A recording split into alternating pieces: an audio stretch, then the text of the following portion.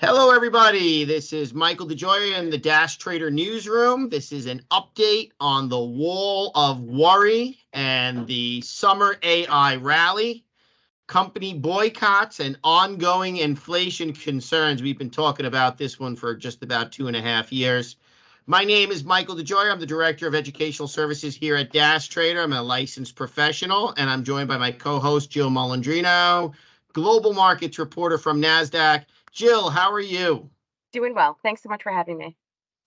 Glad to have you here, coming from the market site in New York City. So nice to be here with you. And let's jump right in. So, I mean, pretty much NVIDIA has been on a tear, but it's not just NVIDIA, it's any AI-related stock. This AI rage, I don't even, it's like a bull run in AI, has been certainly benefiting the tech-heavy NASDAQ index, and certainly it's benefiting the S&P as well, because many of these stocks are fairly heavily weighted in the S&P. But what happens if tech and AI starts to lose some of its luster? I mean, what is the your take on the chances of that, and what would happen to the broader markets if that does start to occur? Well, I think there's a couple things at work here. It's important to recognize that over the past 3 to 4 weeks, we have seen breadth improve across the board. There might be a sector or two that are not participating, but it isn't just these 7 to 11 magnificent names, whatever moniker that they're using these days, that where it's participating in the rally. Now, of course, if those names where that concentration has been in, if there, there was a downturn there, of course it's going to impact NASDAQ 100. So that's going to impact the SPYs. Tech has a big weighting towards that as well. But it's not. I feel like the AI thing isn't even just across the public market. There's so much in the private space as well, where you have AI hype. It's almost like with blockchain about 5 years ago, where everyone was attaching blockchain to their names. It kind of reminds me a lot of that. But Yeah.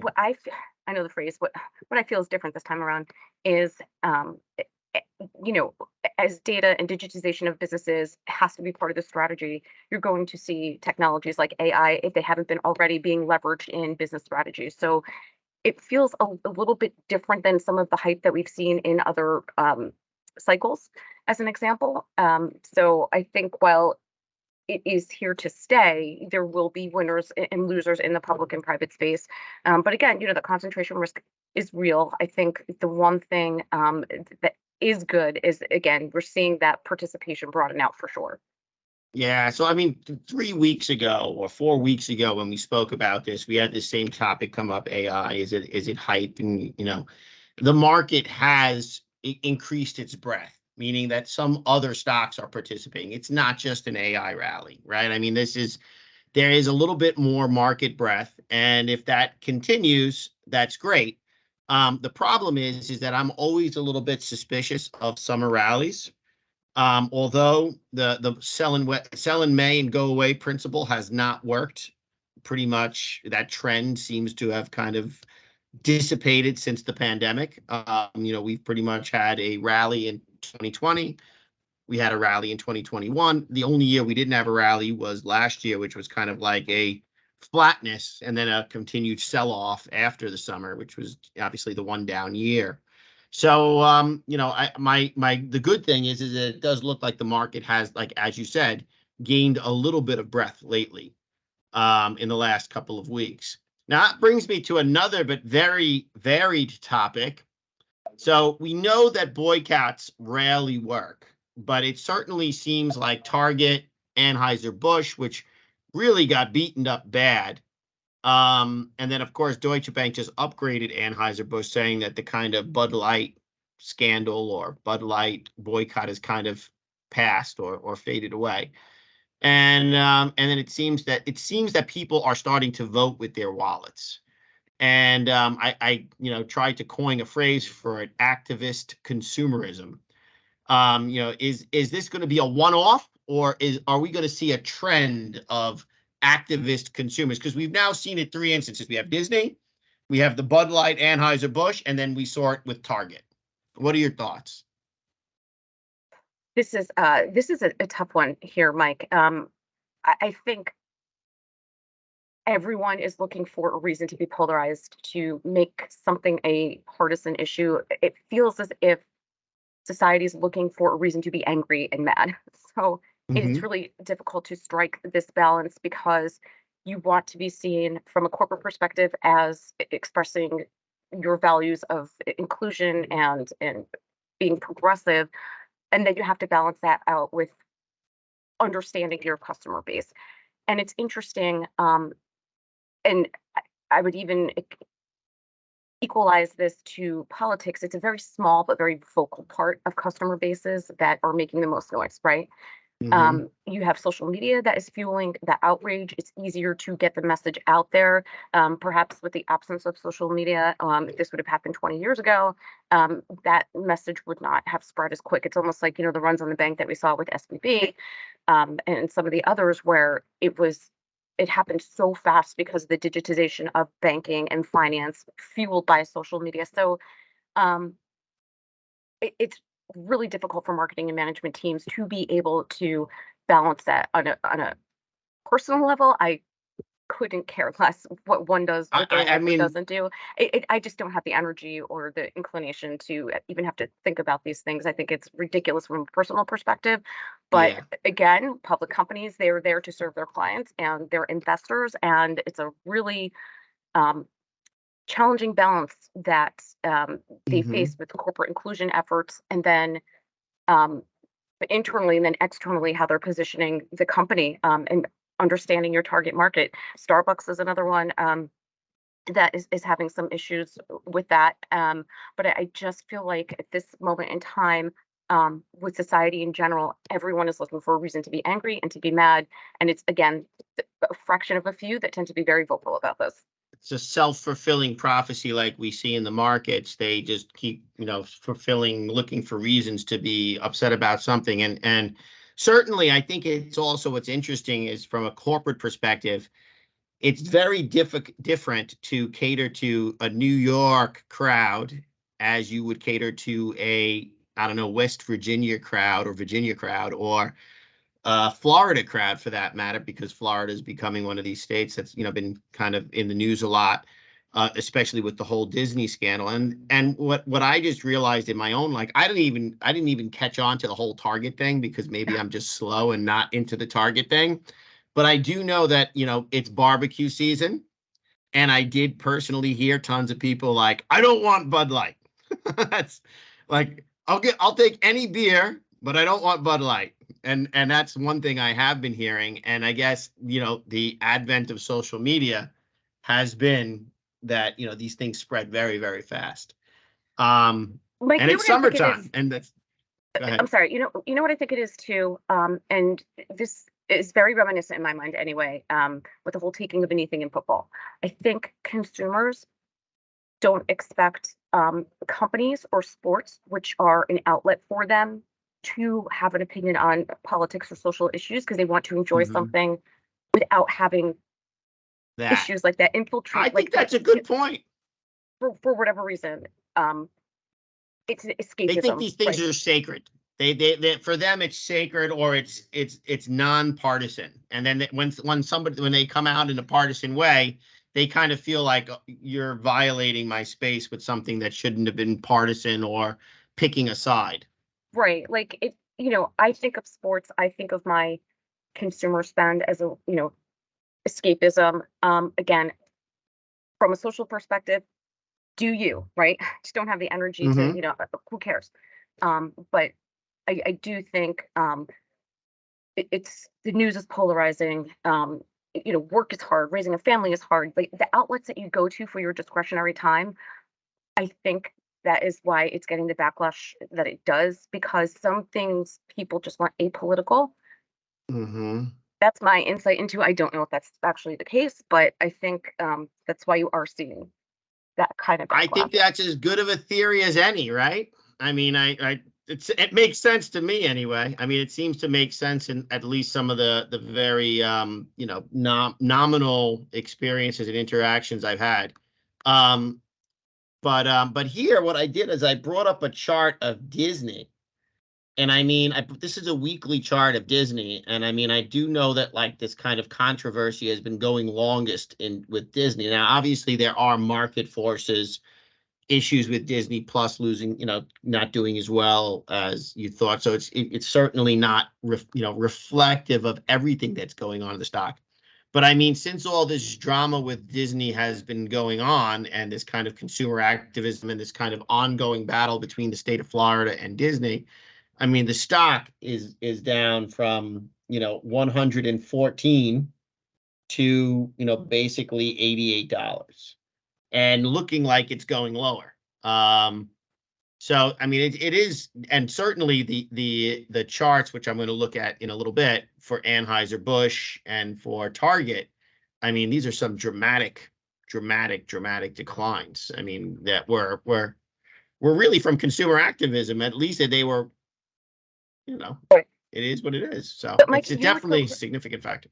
what's so Go crazy, ahead. let's even call it 5 years ago. If you and I were looking at a chart um of Disney with this, let's even call it Q4 of 2018 when we started getting inklings of the tightening and the market sold off 20% and it had its Yeah, tantrum then. Let's just call it Q4 2018. If I were to see a chart like that, you and I would be having the conversation, oh, that's a sign to me that the consumer is dialing back on discretionary spend. So they're not going to the theme parks. Maybe they're cutting back on their gotcha. streaming expenses. We would not even be having this conversation. Yeah, it would be a different narrative, is what you're saying. So the narrative Mhm. is now about these things. So therefore, it's making it about these things because we wouldn't have even been looking at this as a potential factor. So now it's in the narrative. It's basically what I get you. That's a Yeah. good point as well.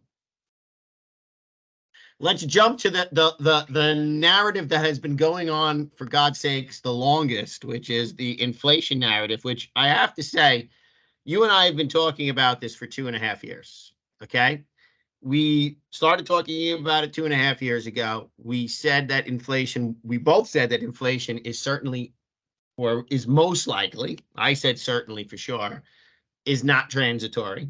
Okay, so we've had the transitory inflation that wasn't so transitory, which obviously there is a factor of transitory inflation that has come and gone, meaning that the central banks, were right in pointing out that there were supply chain issues and that those were transitory issues related to the pandemic. The part that they kind of completely ignored or missed or intentionally missed or whatever the case was the part of massive monetary spending that was going to literally balloon an economy as it tends to usually do, right? So you have fiscal spending in Europe, you have fiscal spending in England, you have fiscal spending in the United States. You have this massive amount of money that's flowing into the economy, and then you have the loosening of central bank rates.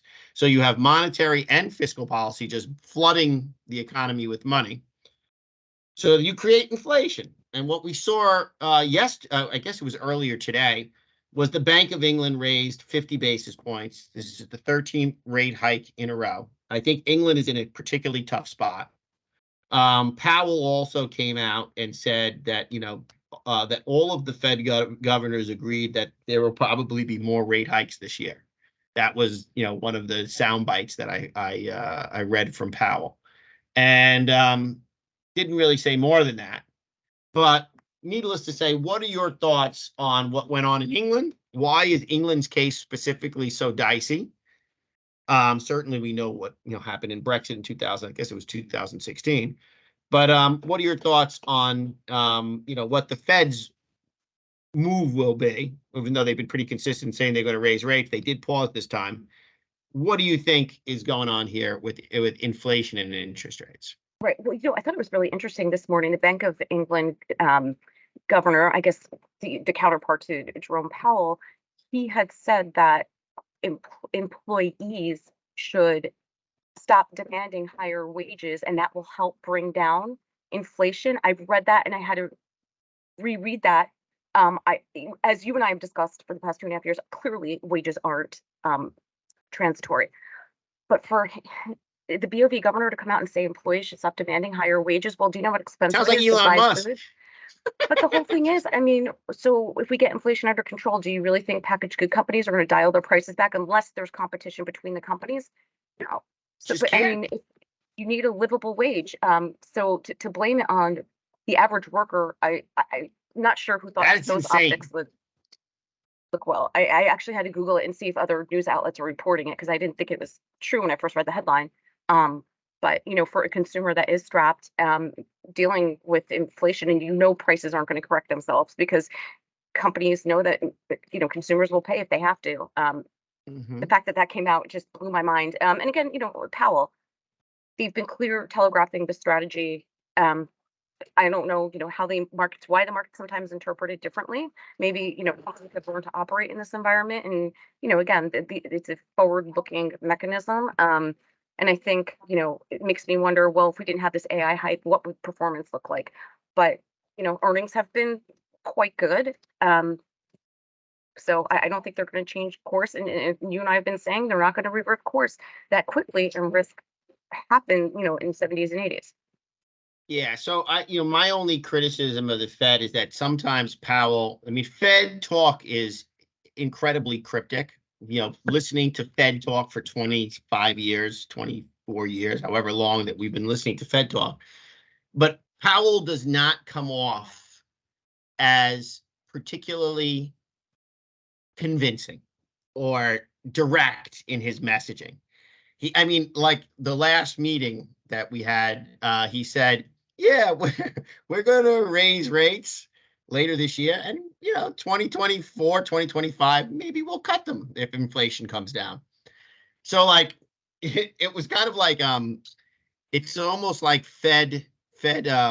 Sometimes Powell can be a little bit weak in communicating what the Fed is actually doing, and it kind of leaves the door open for people to say, "Well, he's pausing," and sometimes he doesn't telegraph the messaging quite so well. But when you read the actual Fed notes, the Fed notes are very clear that this was just a pause. They did posture with, I guess it was Neil Kashkari came out and said that expect a pause, but it's just a pause. It's not that we're going to raise rates precipitously and or every single meeting.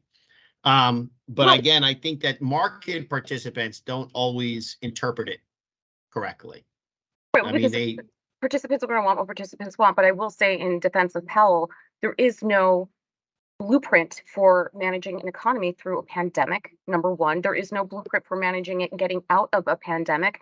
Yeah, I think there was a lot of pressure to artificially keep rates low, and of course, his job, like everything else, has been politicized. Uh, are there criticisms? Yes, there are, but this was an unprecedented time that he was managing the economy through.